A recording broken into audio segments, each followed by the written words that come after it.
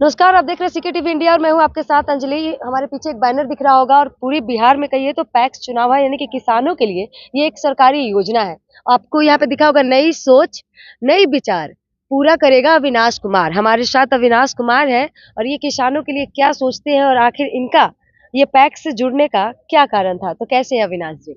बढ़िया है। तो क्या सोचकर आप सोचे कि भैया किसानों के लिए हमें कुछ करना चाहिए तो हमें पैक्स चुनाव में आना चाहिए?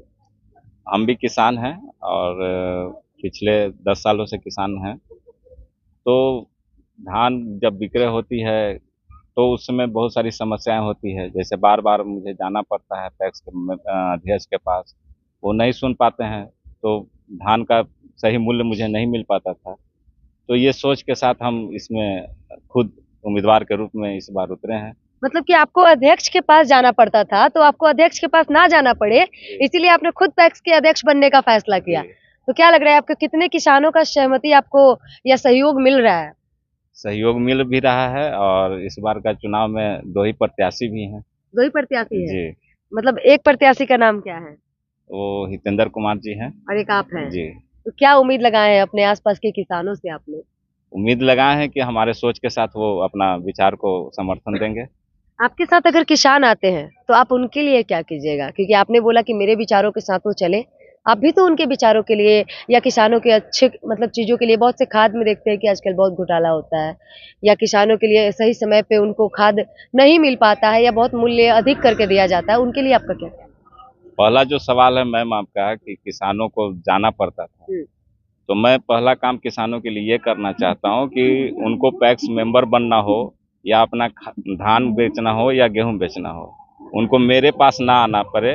इसके लिए मैं ऑनलाइन उनकी फार्म की सुविधा भराने का प्रयास कर रहा हूँ। पूरी टीम तैयार रहेगी, उनको फ्री में ऑनलाइन फॉर्म भर दिया जाएगा और वो अपने फॉर्म के साथ हमें अपना आधार कार्ड और नंबर प्रोवाइड करेंगे और मेरा समिति जो है उनके पास संपर्क कर करके उनसे धान की खरीद या बिक्री मतलब करेगी। कि अब आप किसान किसान लोगों को दौड़ना नहीं पड़ेगा नहीं आपके वजह से? नहीं, मेरे वजह से और मेरे जो समिति जो होंगे उनके उन लोगों का दायित्व होगा कि किसान के पास वो पहुंचे।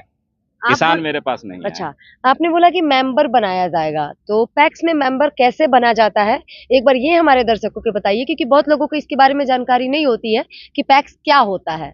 जो किसान लोग पैक्स का मेंबर बनना चाहते हैं तो 2 प्रक्रिया है। एक ऑनलाइन फार्म भर सकते हैं जो विभागीय होती है, वो फिर आती है अध्यक्ष के पास अनुशंसा के लिए, फिर अध्यक्ष उसको अनुशंसा करता है तो फिर वोटर लिस्ट में मेंबर का नाम जुड़ जाता है।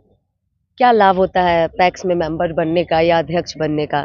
पैक्स में जो किसान लोगों के लिए सबसे बड़ा जो सुविधा है कि वो कोई भी उत्पादन करते हैं तो उत्पादन को बाजार में न ले जा करके वो पैक्स के द्वारा भी अपने उत्पादन को बेच सकते हैं।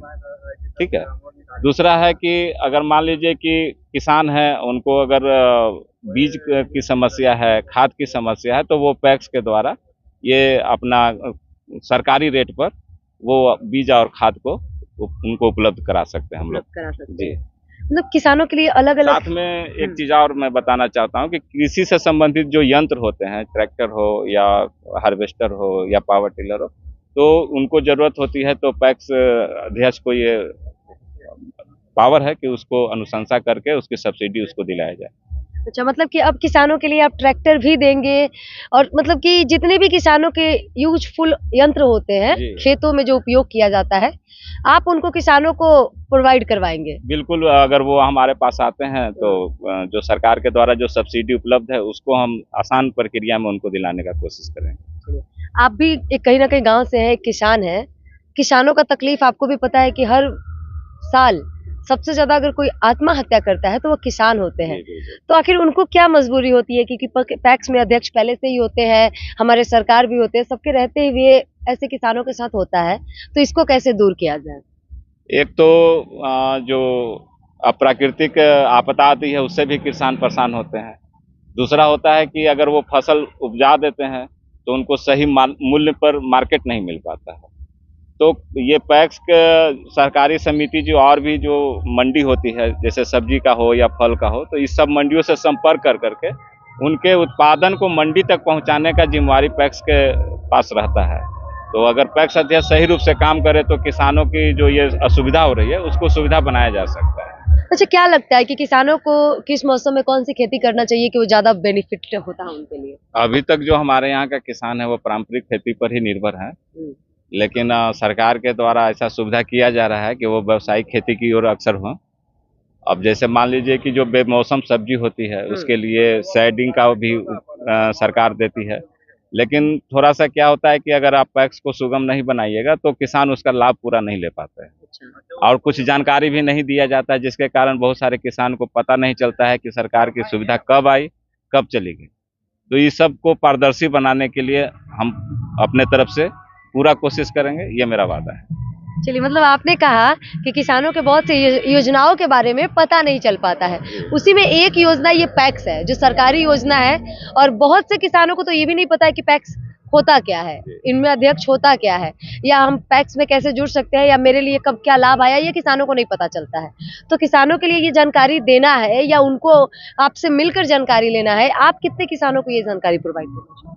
अभी तो मैं जब इलेक्शन का कैंपेन कर रहा था तो बहुत सारे किसान लोग इसके बारे में हमको बोले, शिकायत भी किए कि मैं बार बार अपना फार्म ऑनलाइन भरा लेकिन मेरा मेंबरशिप नहीं हो पाया है। तो मैं उनको बोला कि ठीक है, मान लीजिए कि आपको अगर नहीं हो पाया है तो मेरी अगर आती है पद तो सबसे पहले मेरा ये काम होगा कि पंचायत के जितने भी किसान घर छूटे हुए हैं उस घर से एक मेंबर को सदस्य अति शीघ्र बना दिया जाएगा, ताकि वो सरकारी योजनाओं का लाभ जल्द से जल्द ले सके। आपका पंचायत कौन सा है?